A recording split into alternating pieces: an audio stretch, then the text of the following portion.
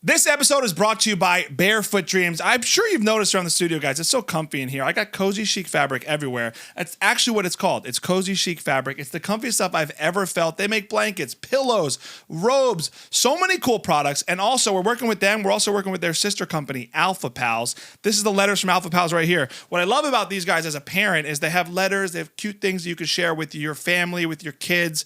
This is some stuff they have here. And I just found out Alpha Pals just decided to do a little something special for us for the rest of the season. You can get 20% off your first purchase by putting POPUP20 into the promo code at alphapals.com. Make sure you also check out barefootdreams.com. Let's get into the episode. Talking to you, I feel like I'm getting to know you better from being here, is you lean more artist.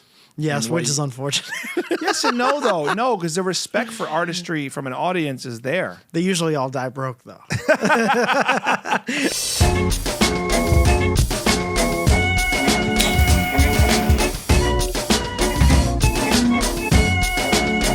Yes, hello. Welcome back to the Pop-Up with Paul and Friends. You guys are back again. Whatever you did to get here, I appreciate being here.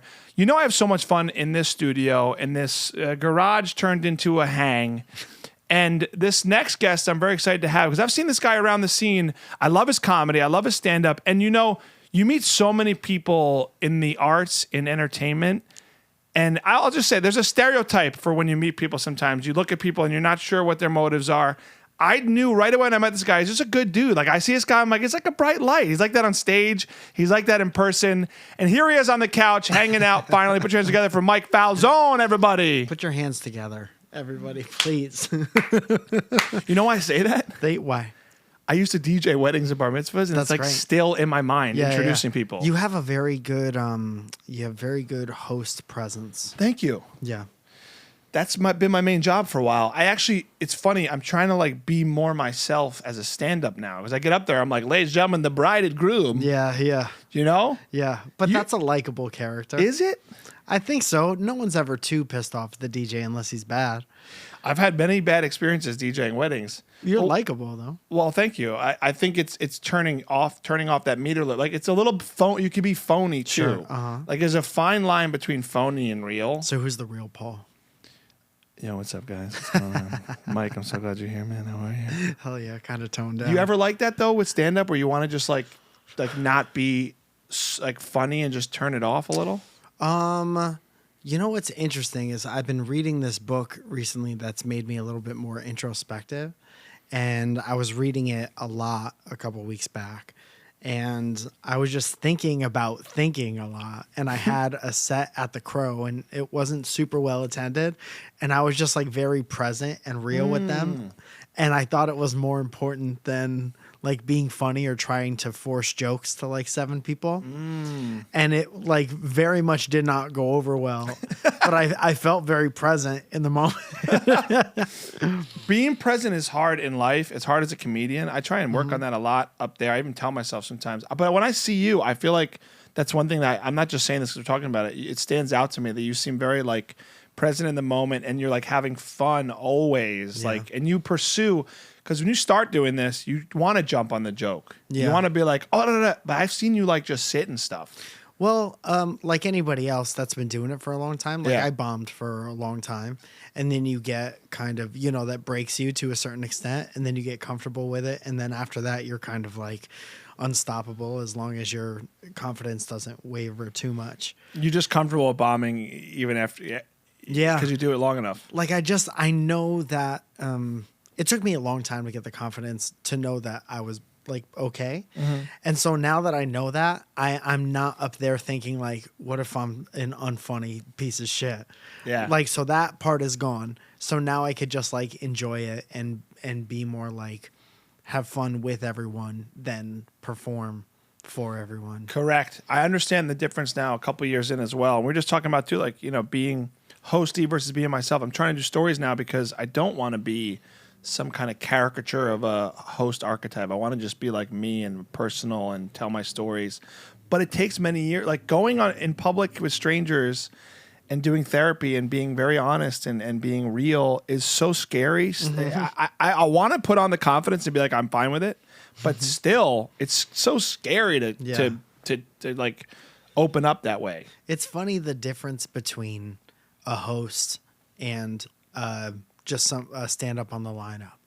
It's like whether you're a host, like a video personality, or a host of the show, you're more of an employee who is being of service to the thing than you are able to like express who you really are. Right. And then you move to a different spot on the lineup, and it's a much different job. I think that's why I'm torn, because I still host a lot. Did you host, or do you host ever? Like stand-up wise? Yeah.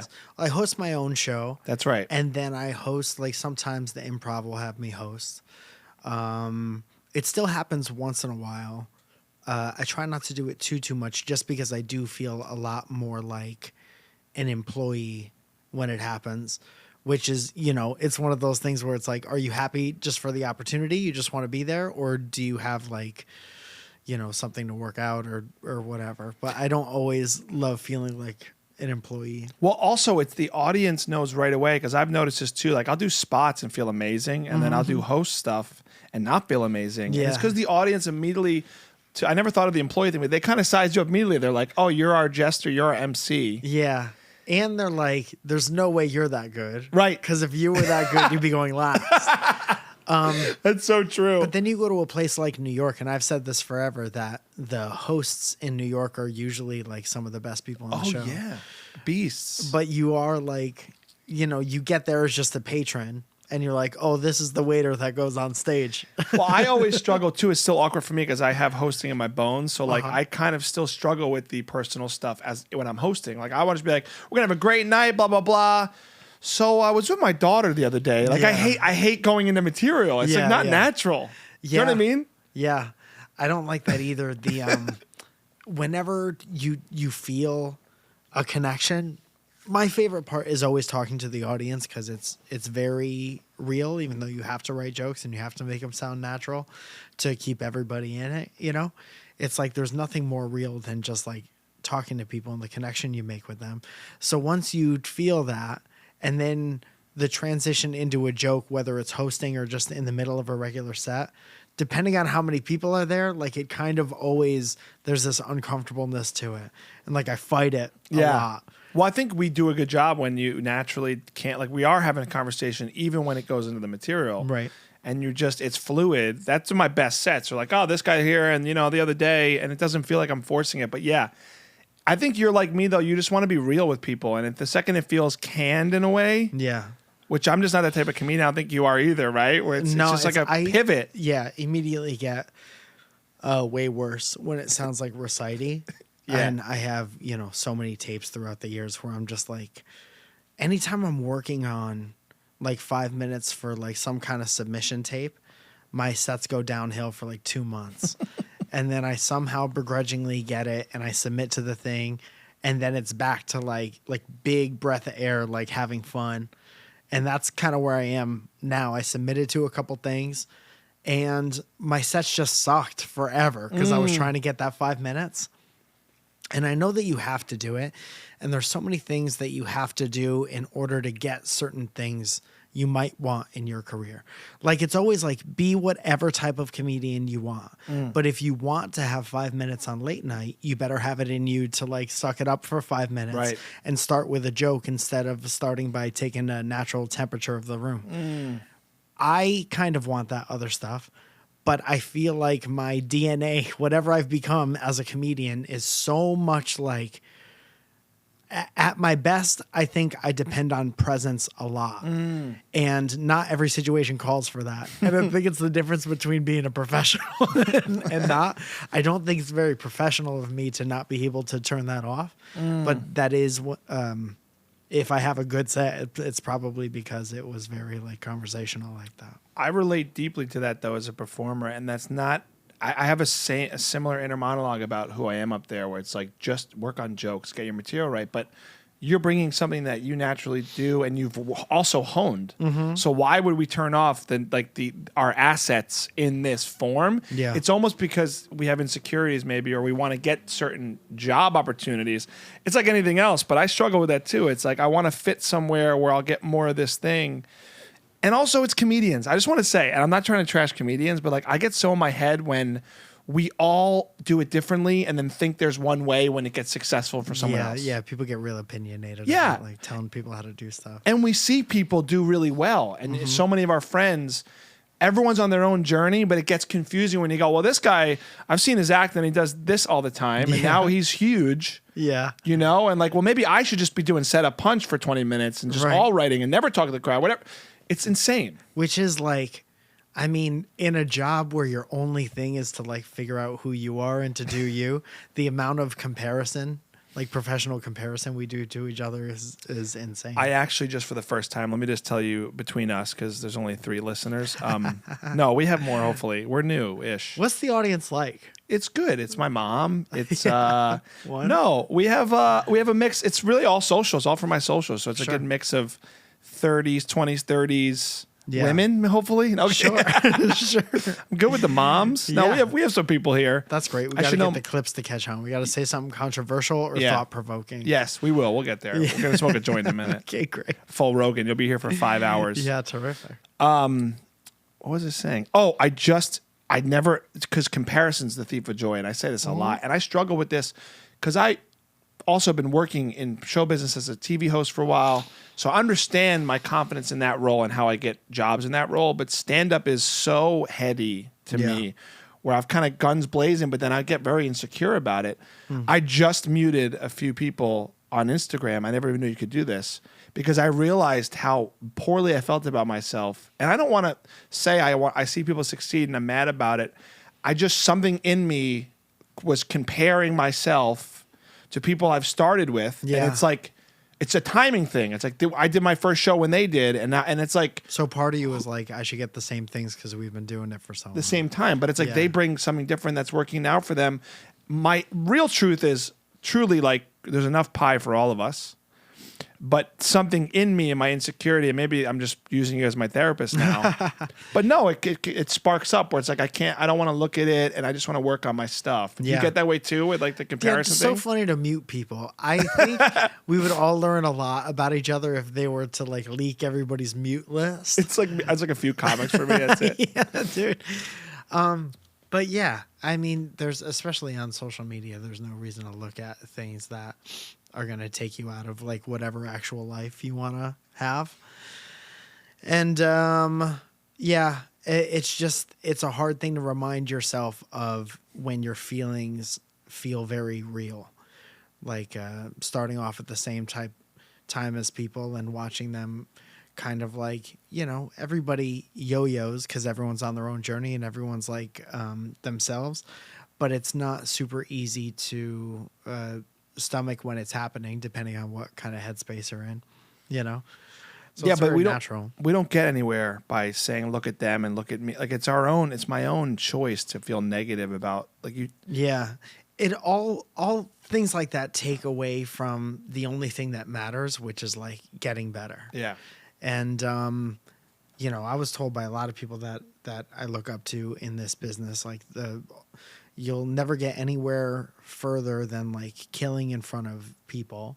So that's something that's within your control. It's like if you're always getting better, then it ups your percentage of like doing really good in a room where someone who is also there and they make decisions, whether it be putting on another show or putting you in stuff or whatever.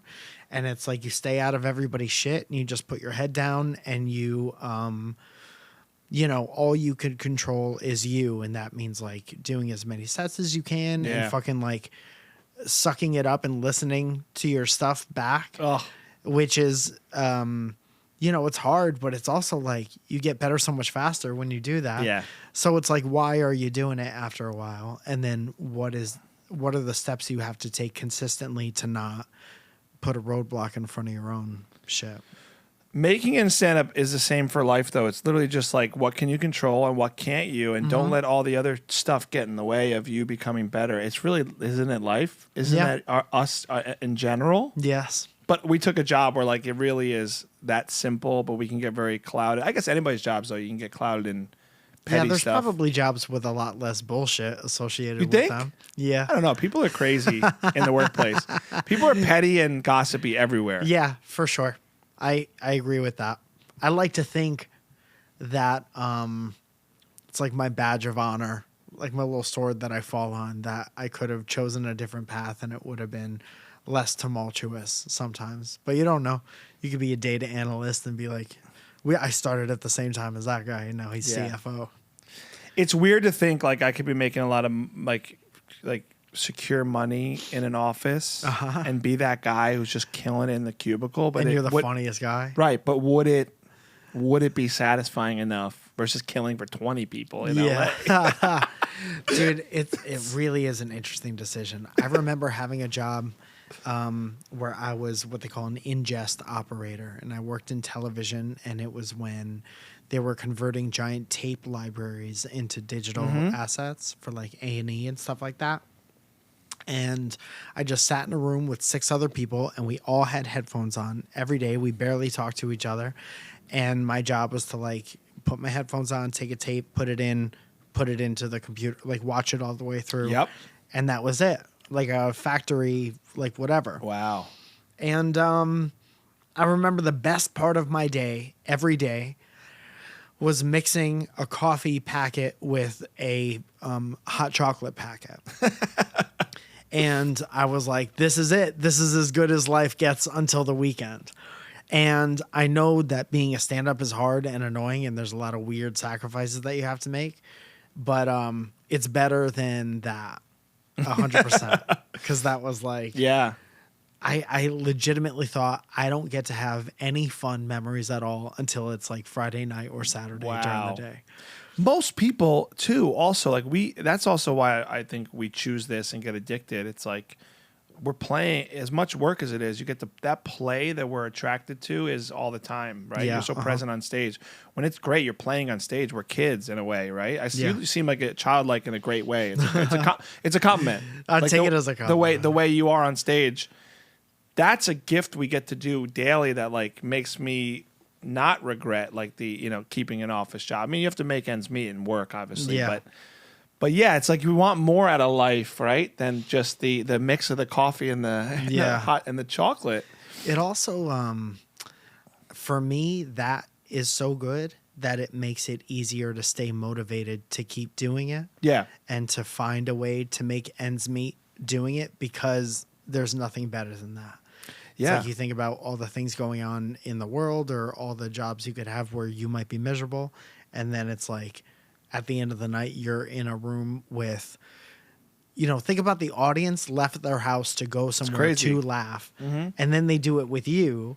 And there's nothing better. It's crazy. I'm a lot younger than you in this game, but I want to keep this forever as I like transition to full-time comic, hopefully. The fact that you get paid and you make money telling jokes still surprises me when it happens. Yeah. I'm like, wow. Yeah. Even though I know how hard it is. You feel like you trick somebody? Yes, sometimes. And look, I'm not making a lot doing stand-up right now, but the fact that anything happens. Anything happens. It's just when it's done, and I know it's so hard to be good consistently, but that still is so appealing to me in the future. Like the more I can grow and make a living doing that thing that's why I think it's so appealing. It's like, oh my God. Yeah. Yeah. I don't want to lose that. And then on top of that, getting to like travel. I've seen so many parts of the country that I just never would have an excuse to go there if it weren't for doing shows. And that's also really cool. Just waking up in a different city and like finding a place to have breakfast, like asking people what they have. I love it. It's the best. I love that. Yeah, I feel like you're similar to me in terms of like I love people. I love new places, right? Mm-hmm. Are you on the road a lot? It hasn't been that much this year, but I'm getting ready to go on a bunch. I go through, I usually have like 1 or 2 big trips a month. And I've been in LA for a stretch now, so I got to get out. So I'm planning on getting out a bunch in the coming months. How long have you been here? Like living? Yeah. Like 12 years. Wow. 11, 12 years, something like that. That's why you got you're very chill. You're chill LA now. Mm-hmm. You've been here long enough. You've mellowed out maybe. Sure. Were you... Dude, it took me like 5 years to not be scared of everything. Really? And I always, because that's what they tell you when you move here. They're like, it's going to be 5 years, and then you kind of catch your stride after 5 years. And I remember thinking like I'm 27, 28. I'm too much of a grown up to be like running around like a chicken with my head cut off. And it did. It took me like 5 years to start. Like the plane comes into LAX from wherever you're at, and you're like, you feel like it's home. And I just remember so much insecurity about like being different places and trying to play it off like I wasn't insecure about that. And you know, I think it comes with doing it for a long time, and it comes with like certain accomplishments where you like prove to yourself that you could chill out. Sure. And then once you have it, that's good. What's your hometown again? Stratford, Connecticut. That's right. I know. I thought it was Jersey for some reason in my head, but that's what we do. Similar vibe. We just assume you're from Jersey if you're, because I know you're East Coast. Yeah. That makes sense. That makes sense, man. It takes time to, I think also in the field, right? Like, did you come and do stand up right away? Because it's hard to get your footing in the scene, the click, honestly for me, just getting booked, like just getting up and practicing. Oh yeah. Takes a lot of oomph and like back end work to just get in the cog of that. I never thought I'd be doing it long enough to say like it was different when I came here, but now it kind of is. Back in my day. But I never thought, you know, that's wild to think that you saw like a shift or whatever. But when I came here, I was obviously like, you know, I would go to open mics and then I would fucking bomb my ass off.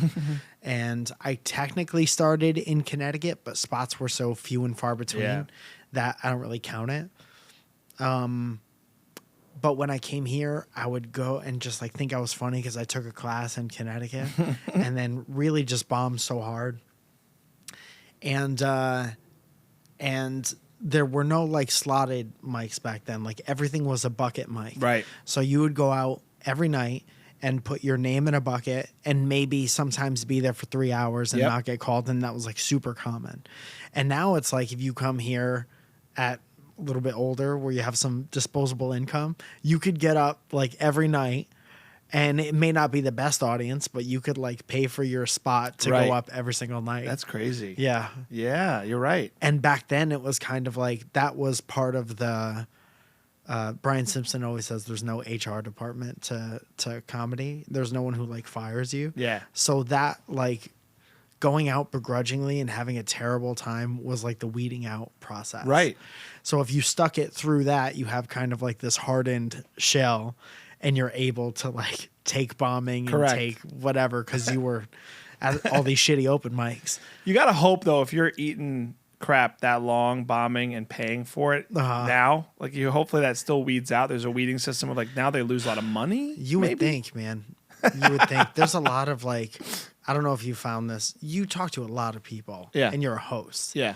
Do you find generally there's a lack of self-awareness? Yes. In this industry? Okay. Perfect. I hope I have it. You have it. Okay. You don't strike me as someone who does not have it. Okay. I'm saying that there's a lot of people who would spend a lot of money 100% and bomb for a long time because they don't want to really look at, like, if you're having fun, it doesn't matter. Like, bomb for 10 years. If you're legitimately having fun, whatever.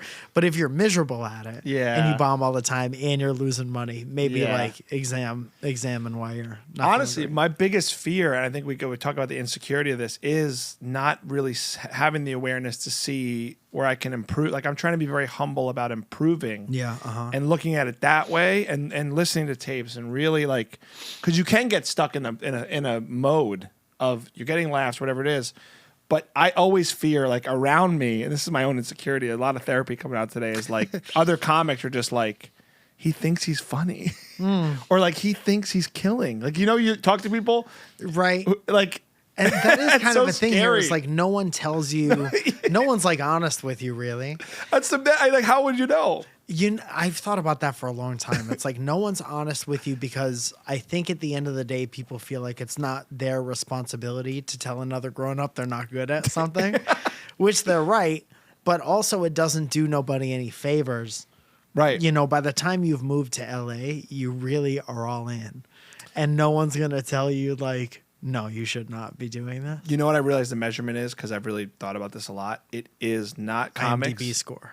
Yes, it's the amount of nominations you've never had for awards that you've made up. It's things you've paid to submit for awards that you never got. Right. I'm losing money in that department. Right.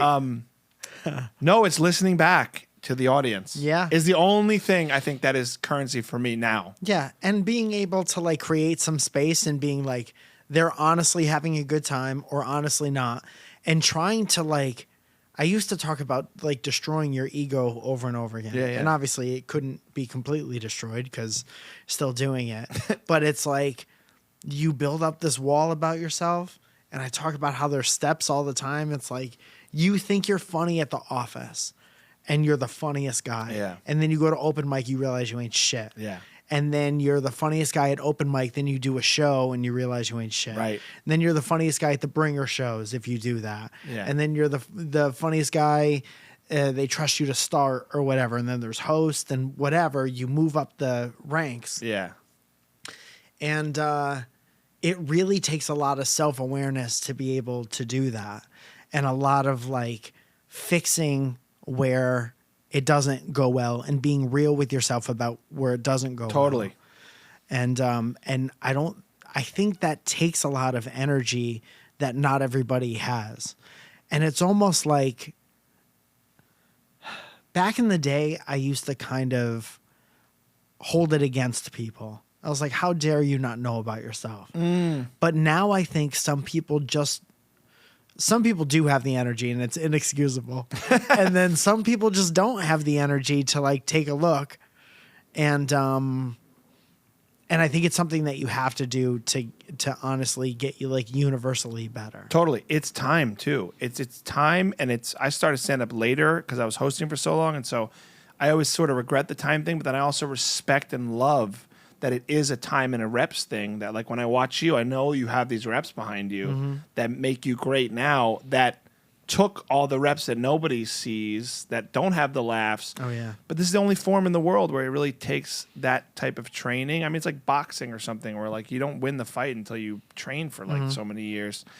And I respect that about it. And then I also have like this like insecurity about like where I'm at time wise. So I'm like, I'm not even close to like where I want to be. I'm impatient, but then know it takes the time it takes. Yeah. And most people don't want to take time on stuff anymore. I feel like really. That's true. You know? I mean, we're used to getting everything kind of as soon as we want it. So Yeah. it's like, why would your ambition be any different if you can do Amazon and like Postmates or Yeah. whatever? You just But even the Postmate your industry ambition. itself, it's like, I want to be fully baked. If I'm going to film something and put it out, an hour of my comedy or whatever it might be, I want it to be so undeniably baked that it's like, it's delicious. Yeah, I'm going yeah. to food now, but like, Yeah, that's fine. to Italians. Yeah.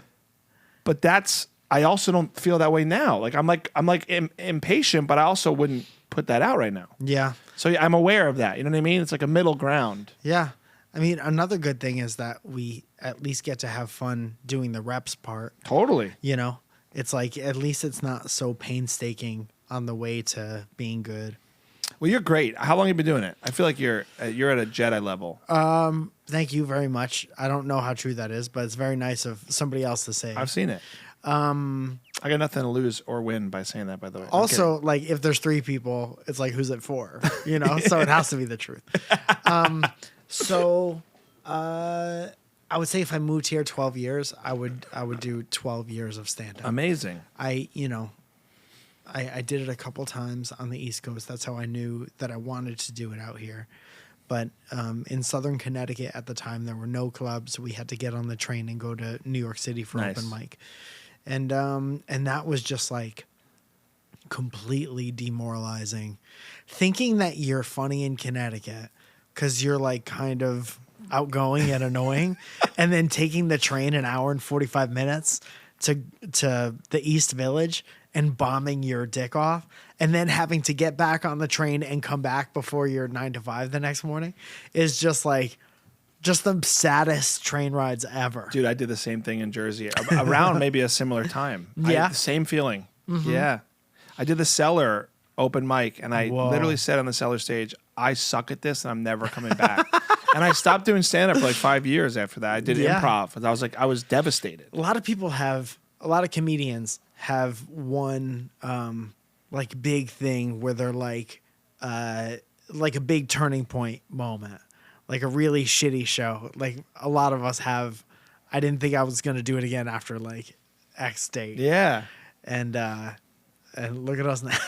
Well, what I've learned in this town, which is maybe from my own psyche, is the more like when I'm up all the time, it's just like it's so fun because it's a quantity, and it's like I didn't love this show, and then tomorrow night was awesome, and the next night, and then that was, and you just have this like barometer of up and down, because it's consistent. I actually now I'm the other side of it where I hate not being up. Right. I used to be like in my head about the shows, and now I'm like I just want to be on the bike most of the week. Yeah. You know, you're up a lot. I feel like you have your own show, you get a lot of reps. I feel like. It goes up and down. Usually, I have something going on. I would say it's pretty easy to get at least one thing a night, if not like usually Mondays and Tuesdays are a little light, and then I'll have at least one thing going on. That's great. Every other night. And your show's monthly? How's the show going? Pretty good. It's it's been a lot. It's been an educational experience. It's been the best. It's been very frustrating. So I have this show called Surrounded, which is it's crowd work show, theater in the round style. And it started in the improv lab at the Hollywood Improv. And then we were doing 2 shows a night. We still do that most of the time. Then it graduated to the main room where it's like twice as many seats. So we do a big show. And then it caught the eye of somebody at JFL. JFL helped us get out into those festivals like Moon Tower and Vancouver and Montreal. And then kind of co-producing with them, we licensed it to Meta 2 years ago so they could show it in VR. So what? They did they shot it like a special with these 180 cameras in Montreal for the past 2 years. Wow. And they show it in VR. There's an app called Horizon Worlds, Meta Horizon Worlds, and you can go in like this VR theater and watch Surrounded. That's crazy. Yeah. That's cool. Yep. So it was just, and that's the first thing I ever sold, or the first thing I've ever done that has gotten that far. Wow. So it's been my first experience in that business, and it's been really, it's just been very educational. Well, what I like about it though is you're taking what you do so well as a performer, and you make a whole form around it with other comics. Like, it's all starting from a place with you, which is great. Yeah. And then it's kind of expanding, and people love. I mean, still my favorite part of shows is, like you said, talking to people, and it's, as an interviewer, I feel it's just so comfortable, but people love it. Like, it's so fun to be at a show and be a part of it in a way. I think that's how the VR thing happened. It's, I think one thing I hear the people buying comedy talk about is how hard it is to recreate how great stand-up is in the room. So I really don't think there's any more engaging live show than Surrounded, because it's literally based on regular human interaction, and everyone's in a circle and everyone's paying attention, and you're just locked in. There's no seats where you can kind of like fuck off mentally.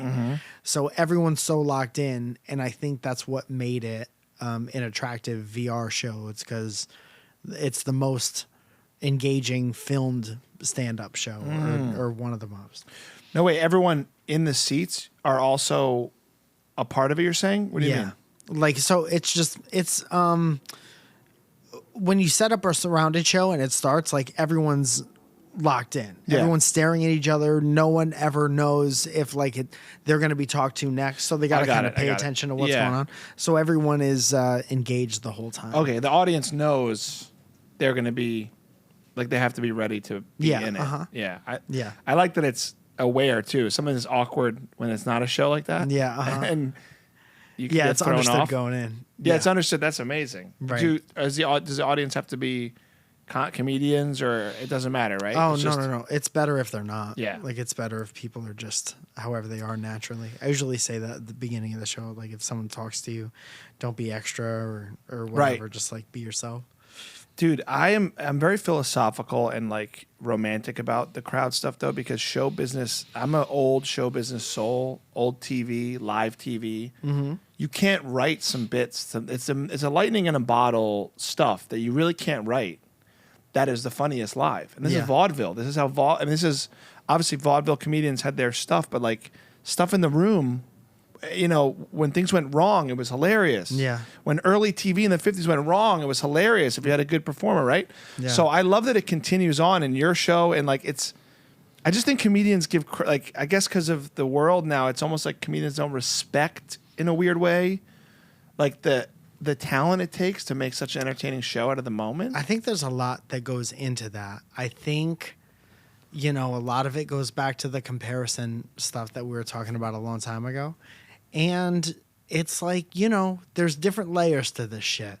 There's like the people who, you know, their clips blow up, but it's technically like bad. It's objectively bad crowd work. So you're going to see that and be like, oh, somebody who's just talking to people, their clips are blowing up. Meanwhile, I, as a comedian, am writing jokes and my shit's not getting anywhere. Yeah. It's very easy to have animosity towards those people, even though you have nothing to do with each other. Right. And then I think a lot of it is people who aren't very good at it, shitting on people who are more personable. And that's fine. Like, you don't have to do it, but you also don't have to shit on somebody. Yeah. And I really think that, you know, when I first started going to stand-up shows, I thought that they were making everything up. Like, I remember going to the Laugh Factory every single night when I moved here and be like, everyone on that stage is just talking about how they think. Mm-hmm. And it's like, why is it not an admirable skill to be able to create something that a whole audience can enjoy, like, in the moment? Yeah.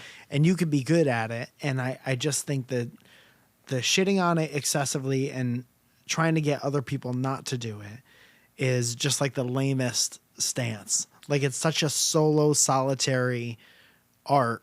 Like, none of your shit has anything to do with anybody else. It's also the times. Like, if you were in a club in the 60s, and, you know, Don Rickles comes to mind. I mean, like, he really used to say that he didn't write a lot of the stuff. Yeah, I mean, he did some of it. I love Don Rickles. Right. But so much of it was just like the moment and his personality. And how could you not respect that? I think, I guess I bring it up a lot because I am still on that journey of figuring out who I am up there. And as a student of this, you do get different opinions that kind of crowd your judgment on like what you should work on. Yeah, sure. Because like, have you ever gone up and been like, I'm not going to talk to the crowd. I'm going to work on, like, when you're working 5 minutes for late night.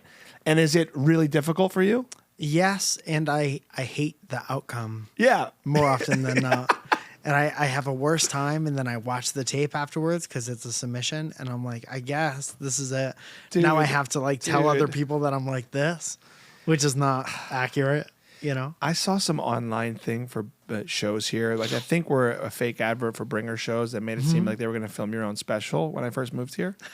And I sent some random tape from Gotham I did in New York, random night, and the guy just got back to me and said, your crowd work laughs were louder than your material. We want a comic with material that gets the laughs you're getting with the crowd. Yeah. And I remember just feeling like crap for a whole day. And then now it's like, so what? Yeah. It's all job dependent. Like, Yeah. if you want something, what was it for? It was for a taping thing. Supposedly, I think it was just a Bringer show that was backed into like being possibly taped. But if they were taping it, it's like, I've heard that excuse for years. It's like, before I even knew that you weren't supposed to send crowd work tapes, I would send tapes that were very crowd work heavy, and it would be really ruckus in the room, but they would always say like, there's no way we can guarantee that you can recreate this at a taping. Yeah. So you just disqualify yourself from a lot of stuff. Job specific is a good way to look at it, you know, and if you're getting booked to be entertaining, that's fine. It depends on, like you said before, like kind of putting it into a box that needs to work for something. Right. Have you done late night? No. Are you going out for it? I can see you I've doing never it. really submitted for it, so I just kind of started submitting for specific things. I submitted for a Netflix thing, so I just auditioned for that. Nice. But it's always this back and forth where I'm like, if I know that I want a late night thing, I have to play the game to the extent that I have a good, like seamless 5 minutes, Right. whatever. And I have all the material.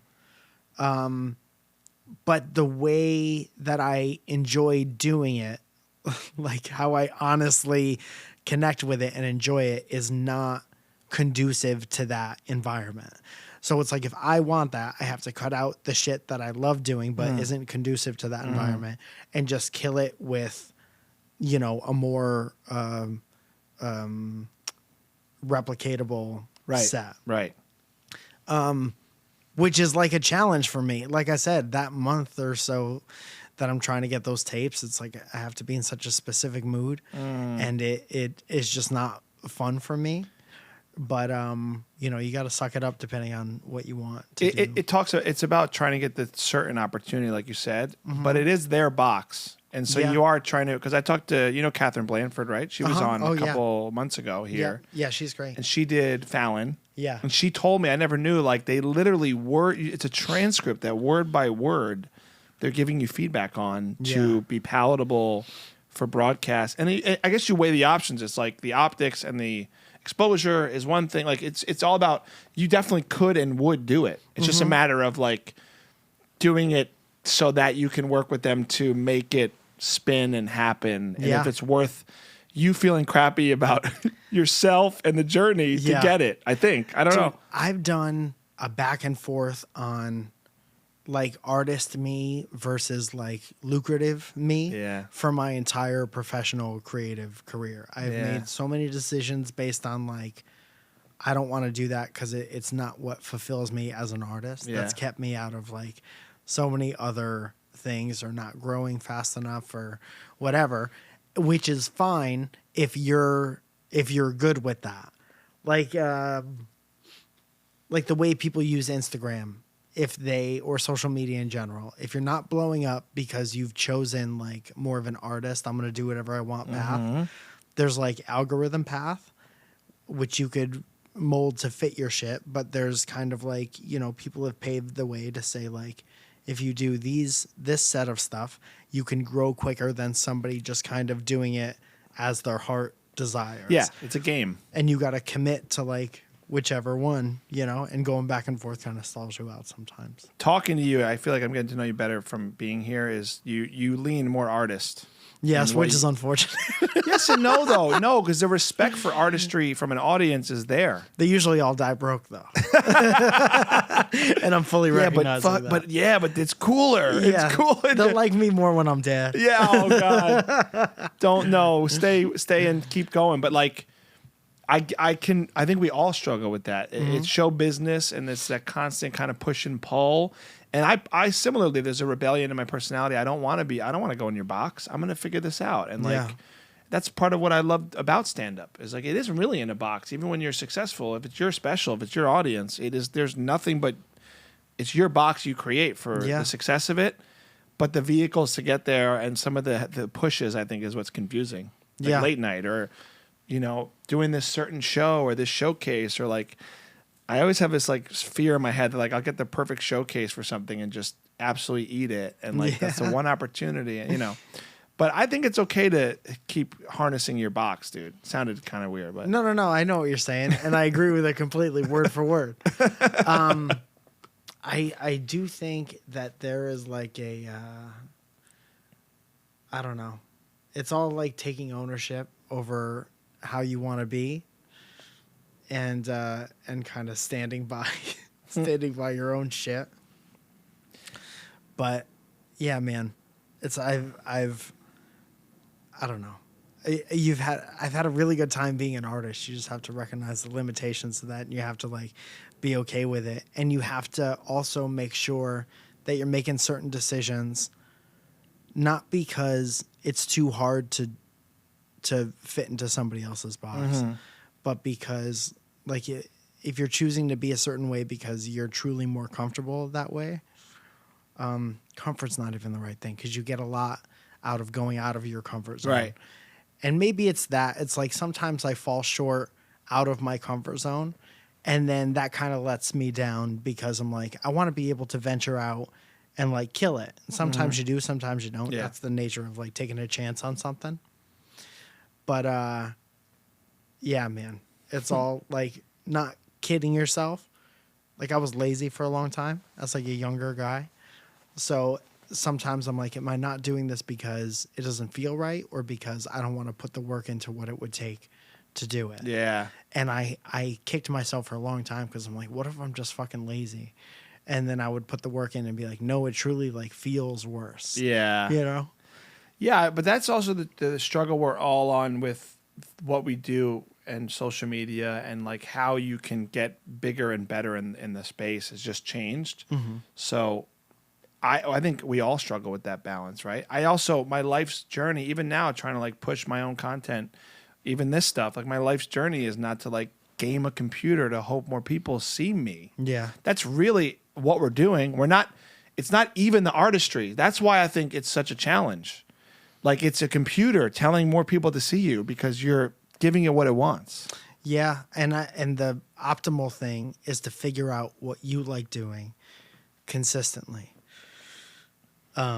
If you know you're participating in this thing where you have to like keep showing up a couple times a week, to be able to create something that is super true to yourself. Right. And does show a lot of yourself and will show you to other people who will surely click with that. Because if you have friends in real life, you can find them on the internet. Yeah. It's just the work and the energy it takes to find that, and then the devotion to it to keep it going. It's all relative though, because to me, if you put the reps in on stage, it kind of comes. It also is growing that same value in my mind. Maybe it's not followers at the moment, but it's getting you to a place where that is better. And it's like two different roads going up. Once you see the content part, and this is why it gets me upset when certain comedians talk shit about like having a podcast, like, oh, everybody has a podcast, like whatever the fuck. As soon as you see that as part of your job, instead of something you think is like something extra on top of what you have to, like, it's not 1987. You can't just like yell into a microphone and be discovered and put on Johnny Carson. Then you have like a rocket up your ass. It's everyone wants to do it. Right. Everyone who thinks they're funny has enough technology in their phone to like blow past you on the internet. So it's like, if you really want to do this, make the making content part and the building your audience part, which is the ultimate key that unlocks everything. If you have your own audience, people will pay you to do whatever. Right. And like it opens up a lot of doors to go anywhere live you want to be. Like if you bring the audience with you, there are no gatekeepers. You're good. Nothing. Yeah, it's over. So as long as you know that, why wouldn't that be as much of a part of your set as rewriting your jokes or like listening to your recordings? Totally. And I get upset when a lot of people who I think are funny like shit talk the content part of it. I'm like, well, it's just part of the job. You know? It's all a pie now. It used to be like one pie, like you're saying. Now it's all pieces of a pie, and to me, it all grows what we're trying to build, which is a sustainable business around who we are and how funny we are. Really, and I mean that's really simply. But there is no, I guess for you, like on the artist side, you just have to choose your focus and your what you want to push, because that's where I struggle too. Like even this, I'm an interviewer. I love doing the podcast, but then after this, it's the episode, it's the clips, it's the who's putting it. And I struggle with the same thing. It's like, dude, the algorithm hates this wood background. Does it even matter versus this? Or you know what I mean? Like it can feel very overwhelming to compete now in a way with getting people to grow with you, but also like we are doing it. Like Dude, there's people just all the more reason to do it until you find exactly how you want to do it. Yeah. Because the only thing that's going to set you apart is like your individuality. So it's like you go and you do the same thing with being a stand-up. It's like when you start as a stand-up, you're basically like a shitty impression of someone else. And then you do it long enough to figure out how you do it. And then that's when people listen because you sound like you. Yeah. You know, God. it's the same thing with any of this shit. Am I treating my own show like my stand-up therapy too much, you think? Because I feel like you're just my teacher. Yeah. In this episode. I would take everything with a grain of salt. You're like, I said I was lazy. I don't know if you caught that, but have you ever done personality stuff? What do you mean? Like tests or scale of personality? Myers-Briggs, Enneagram. You ever heard of any of this? I've heard of it, but I don't think I've done it. Okay, I was just curious on how, like the artistry side of I'm your... gift giving, whatever gift giving is. Oh, that's just picking a good one. That's a good one. That's what I am on the Enneagram. It's a 2, like a helper. What You're what? I'm a 2 as on the Enneagram, but I have a 3 wing, which basically is the performer artist. Oh no, 4 is the artist. So I'm 3, but it's all a number system. It's kind of weird. My wife's obsessed with it though, and it's helped our marriage because I understand how different we are. That's nice. And I go, oh wow, like you think that way because you're this. And it doesn't put you in a box. You think it will, and then you hear what you are, and you go, oh my God, that's me. No, it helps you interact better too. Yeah, it's a language around how crazy she is and how sane I am. Sure, yeah, perfect. Is that what it says? What number is Yeah. that? Well, wait, I did want to talk about your wife because you just were talking before. I know you guys have your podcast, and that to me, I've worked professionally with my wife. She's an artist, singer-songwriter, and we've done things here and there, but never as consistent as a podcast. So you're still married. You're still doing it. God bless. Congratulations. Yeah, sure. Thank you so much. Is it hard? What's a harder commitment? Probably the podcast. The podcast is the only thing where I wake up and sometimes I don't want to do it, but I never don't want to be married. That's good. Yeah. That's a better thing to not want to do. Yeah. If I had to pick, I would stop the podcast before my marriage. But yeah, she's the shit, man. And I think our relationship is prolonged by the fact that we don't have a ton of time together. It's like I work every night. She works every day. She has weird hours. And we really cherish our time together. And there have been, we've had this podcast almost as long as we've been together. It used to be under a different name and we had to like change servers. We lost a couple hundred episodes, but it was always like a mandatory, like you have to be face to face and you have to talk during this time every week. Yeah. And it's just nice for a long time. And now it's like we still love doing it, especially when it's easy and fun. It's like there's nothing better. And we're totally ourselves. And our interaction on the show is our interaction in real life. There's no like veil, even like thinly veiled over anything. We just are how we are. We've been doing it for so long. But it's like the little logistical things like setting up cameras, transferring footage. Yeah. It's like that's the stuff that I've been doing nonstop for like 18 years. That's the grind of it, yeah. And I can't, it's like draining to do that part. Yeah. And you don't always have money to have someone come in and do that part. I get that. So the goal is that it's like a red light situation. It's like everything is fine. We come in, we turn on the switch, and then somebody else takes the footage away and does the stuff with it. That's great. But that's not what we have at the moment. Well, I think you'll get that. And I also love it. I love your clips. For anybody who hasn't seen it, go check it out. Like your clips are so contagious, you two. Like I love seeing it when you post about it. Thank you. And you can tell there's a lot to be said about like, putting something out with your spouse that's entertaining for others. It's relatable. Like it's also brave in a weird way to like consistently, like I don't think I could do it weekly with my wife. I think we have a lot of non-airable stuff. Yeah, dude, we're fighting today. We're fighting. Oh, really? And so that's why I'm so like low key and bummed out. Oh yeah. And I had to, here's the thing when it comes to like, I've been doing the content thing since like I started with YouTube. It was like 2009 or 2006 or whatever it was. And it's like I had a big fight with my wife this morning, and then I have to go shoot 2 other podcast clips for my other podcast. Oh, God. So it's like I have to be real, but also as up as possible. Yeah. And so I am a toned down version of myself, but we're still like, this is very nice. Yeah. And I have nothing against you, and we didn't have an argument. Yeah. So it's like you gotta like wipe this like clean. I know. Even though you have this like in the back of my mind, it's like, man, like I did not have a good morning. Wait, this is funny, and it ties to the personality thing maybe being similar to mine because I work on trying to not let it change my performance. If my wife's mad at me, if I have stuff in the back of my head, if I'm going to do stand-up, if I'm going to work, how do you kind of keep your serenity outside of knowing someone is so mad at you that you love or whatever it is? That's a hard thing to do as a performer. I like to get back to a neutral. You seem neutral. Like I'm feeling pretty neutral right now.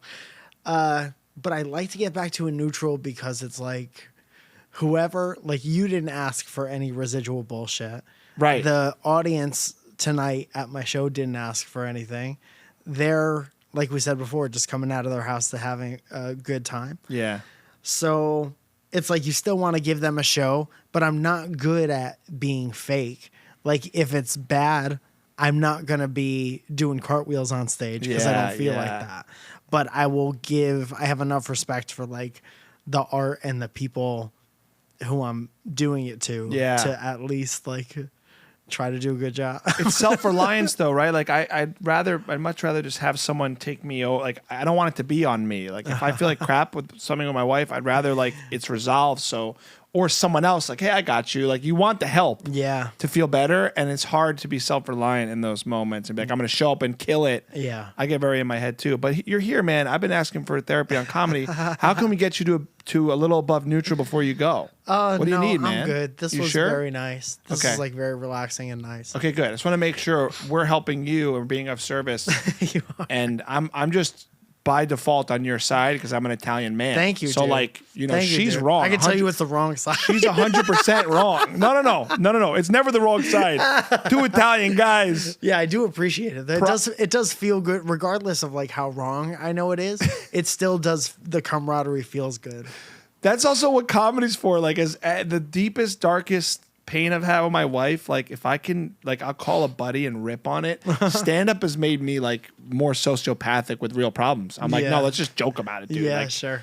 I'm gonna get this and the divorce or whatever. Like it's just easier. I think it's coping. It's coping. Yeah. Right. Yeah. Well, I'm sure to a certain degree we've done that about a lot of stuff in our totally. life. Yeah. Well, I was gonna do this in the beginning of the episode and I totally forgot, but I kept this hot for you in the oven this whole time and it probably cooled down now. And because we're talking about the camaraderie and because my material is at the East Coast high school bro level of comedy and material. Yeah. Here is a fresh calzone. Oh, beautiful. For Falzone. I've never been gifted a calzone before. To make you feel a little above neutral, man. A West Here's Coast a napkin. calzone. Thank you so I have to eat this on camera. You don't have to if you really don't want to, but I think the crunch would be incredible. This is a Wap Dango mukbang. One of them's Dude, meat. look at this. They actually smell amazing considering we're in California. All right. One of them is meat, the other one's cheese.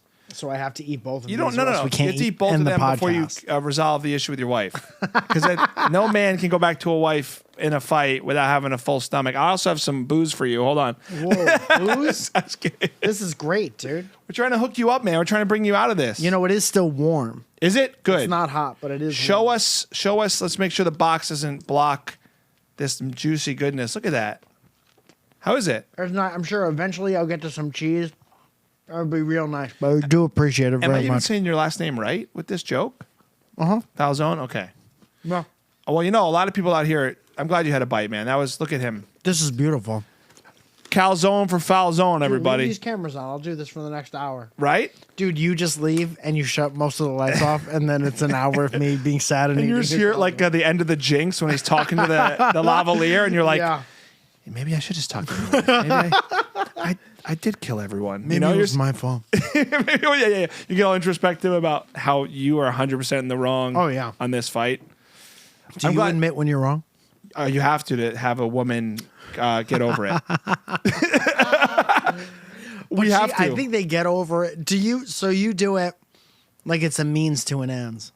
You don't believe it. Sometimes I fake it till I make it because I want it to resolve, and that's part of my problem. Is I feel like I'm co-signing crazy because I'm saying like, yes, you know what, 100% what you're saying is true. Period. And then I'll go to someone outside of the relationship and be like, yeah, it's not what I believe, but I want it to be over. Interesting, man. It's healthy.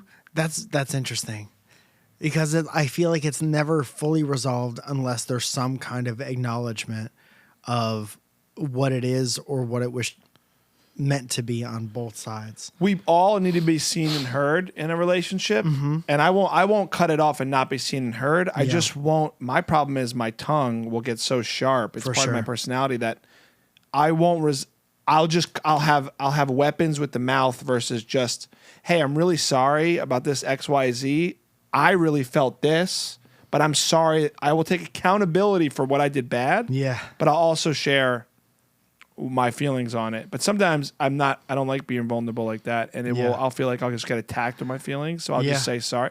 But my wife goes, oh, you're going to apologize. She like weaponizes that I apologize. I'm like, you're with a husband who apologizes so quickly. I'm like, My grandfather's rolling over in his grave I'm not because he didn't supposed apologize to. once. Yeah, You know what I mean? yeah. It's like, you know how evolved I am? Right. That I'm Yeah. at least aware to be like, I'm sorry I did that. Yeah. Yeah. Me and my wife also have a similar thing where it's like we don't end fights at the same time. Right. It's like I would much rather it be like I'm smart and I'm self-aware. So if I fuck up, I can recognize that pretty quick. Yeah. And she is like, let me run it through my own shit before I even know exactly why I'm so upset. Right. And then it'll resolve eventually. And I want to resolve it quickly. And then like I harbor resentment when it's not resolved. Right. Meanwhile, she's cooling down and I'm heating up. Right. So there has to be like a parabola or a spot where we meet in the middle of the graph. Yeah. Where it's like perfect makeup apology time. It's very hard, though. It's the power of the pause because you're all not at the same operating level for a perfect resolve. That's why I've learned a tool where I literally will walk out of the house. Yeah. I mean, not being a jerk, but I will literally stop in my tracks and go, this is only going to go to that. We're both going in different directions. Pause and come back. And maybe you committing to the podcast and you're here in a pause right now, right? Yeah, oh yeah. But I've been in a pause for a couple hours. yeah, good.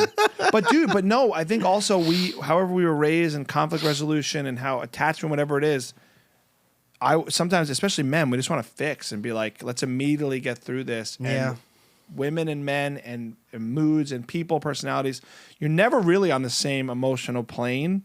I mean, you are when you're good, but like I've learned in my short marriage, I'm not an expert at all, but the pause to make sure you're both like, I could have a blow up fight with my wife and then 2 days later joke about the topic that literally was like heart shattering to me in the moment. It's every moment before the jokes happen that is gut wrenching. Yeah. You know? And then you get to a place where it's like, oh, I'm not so heightened and triggered. I know it's like a buzzword to say triggered No, I in know what you're LA, saying. but you know, that triggering, whatever it is, when you're out of that, you could be like, all right, let's just really talk. So I would recommend, not that you need my advice, pausing until you both can just be not heightened about whatever the thing is. Yeah. Pause until you're there. Yeah. Me and my wife call it flipped. Flipped. Like toddlers it's a toddler thing where like they flip into this mindset and they physically can't get out of it if they're in like a tantrum. Sure. So we actually use that language with each other. Like I was just super flipped and I was in it and and then when I'm not flipped, we can talk. That's what it feels like. Yeah. Slamming doors because you're flipped. You're flipped, bro. Yeah. Imagine just going like having that little bit of like stopping the slam and just like leaving and being like, That's no fun. the hardest thing is being nice. Yeah. Being like, I love you. Let's talk later. Yeah. It That's the does. hardest thing in the world. Yeah. Yeah. And yeah. Yep. And now Mike's going to call his wife live on the podcast, and we're going to see how their podcast is going to go later. Right Man, now, no, I'm she kidding. would be so bummed out if I did that today. And the thing is, like, she's so great, and there's so many great things about her. It's like I immediately want to be like, it's all my fault. We know how great you are. Mm-hmm. Sorry. And I'm a big like every day can't be perfect guy. Yeah. It's like nothing is, perfect is unrealistic expectations. Totally.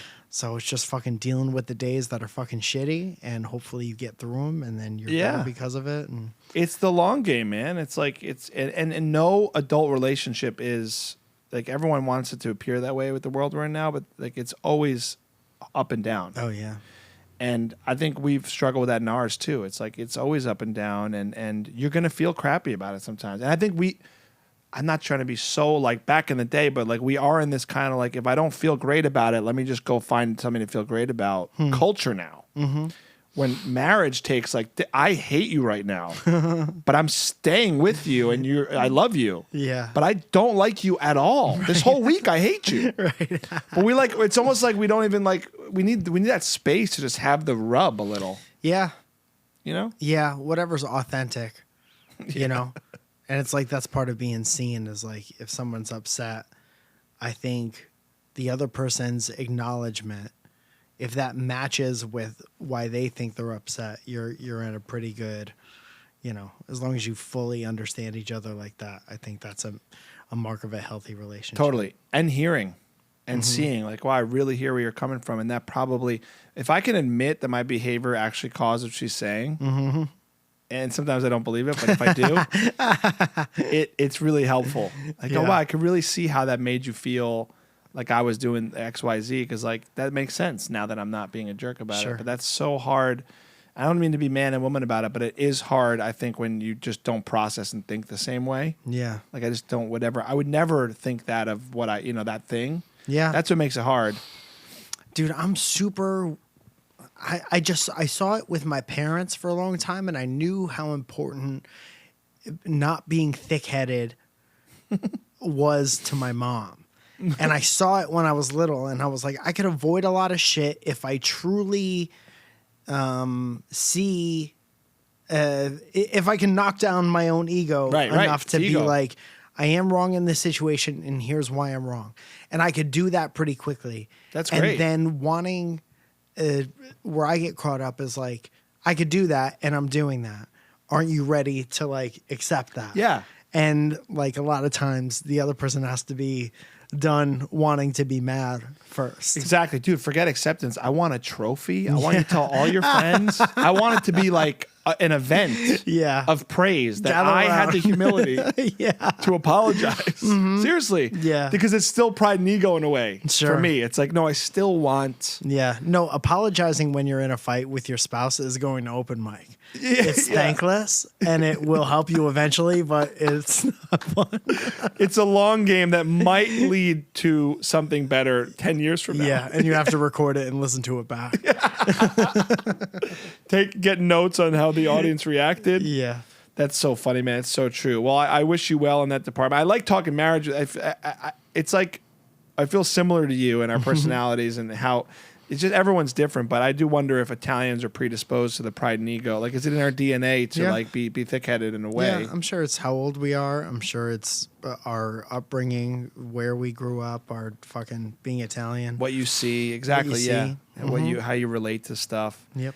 Pride and ego is a hard thing to squash for me for sure. There's a book, my favorite book. I'm actually going to reread it. I read it years when it came out. Ryan Holiday is a Stoic author. Ego's the enemy. He's talking about ego. I just highly recommend it because it's like it just puts all of this in check in a really healthy way. Nice. I also think we need it to get on stage in a way, but not ego in that sense. More like this, like kind of No, there is like you're awareness right. of yourself and your shortcomings, and then like kind of working towards sharing them healthily and not being a jerk about your side of the street. Right. Is what I'm saying. Yeah, I think you're right. And thank you for coming to my TED Talk, man. Dude, and I'm so happy to be here. I'm glad you got a piece of calzone, and I feel Thank like you. I'm taking these both. Is that okay? You have to. They're for you. I was gonna say I don't know if the other one was spoken for, but I am taking both. Well, no. When you walked in, my buddy ruined the surprise immediately because I was joking with him that I got calzones, and then he was like, "Oh, you got calzones," and then literally told you right away. Why would he do? He's not going to surprise us. No, he's from the UK. He has no barometer. They don't do surprises. They just he's just drunk all the time. Yeah, that's why Paul Revere was able to. That's right. To scope those guys so quick because they were not stealthy about it. Yeah, right. Yeah. He's like, the British are coming, and I've seen them for days. It's like, they're being noisy. They're so noisy. They're like, hey, we're coming. We're going to be there in a second. Yeah. That's a great reference. I love that. Thank you for taking this space amidst your life, man, to hang out. We've been talking about getting together for a bit, and truly, I love and took so long. That's my fault. No. No, I'm apologizing. Busy. That's my fault that it took so long, and I fully apologize, and I'm sorry. I'm not fucking ready for apology, you jerk. This is my what time. I'm used to. My time. All right, I'll go take a walk. No, I love and respect your comedy, your personality. Like I just think you're a real one. I appreciate you coming in, and I only want to see you continue to rise and do great things. I want to make people check out Mike on social media. Also, go see him live anywhere he is. I respect your artistry too, man. I think you're Thank you, man. You're a good artist. Keep being an artist. Don't lose that. Don't be a shill like me. Okay. Just kidding. Thank you guys for watching, subscribing. We're here every week. We'll see you next time. I'm going to eat some calzones with Falzones. Bye, everybody. Abbondanza. Hey. Thanks for watching, guys. Don't forget, check out Alpha Pals and Barefoot Dreams right here, our sponsor this season. They have so many comfy, great things. I'm obsessed with their products. I don't remember what sleep was like before I was in a cocoon of cozy, chic fabric, which I am now. My wife has not seen my arms in years. I mean, at least since I've had these blankets. I'm just so comfy with everything they make. I love the robes. They have a cool partnership going on with Team USA, which is great for the Olympics coming up, Disney stuff. So many cool other brands that are tied in with Barefoot Dreams. So we're going to make sure to check out everything they offer. I got a candle right here, blankets, pillows, robes, shirts, shorts, pants. I mean, they literally have everything in this fabric, and it's really worth a check out. So again, because they're part of the pop-up show, you want to check them out and make sure you put in pop-up15 for 15% off your first purchase at barefootdreams.com.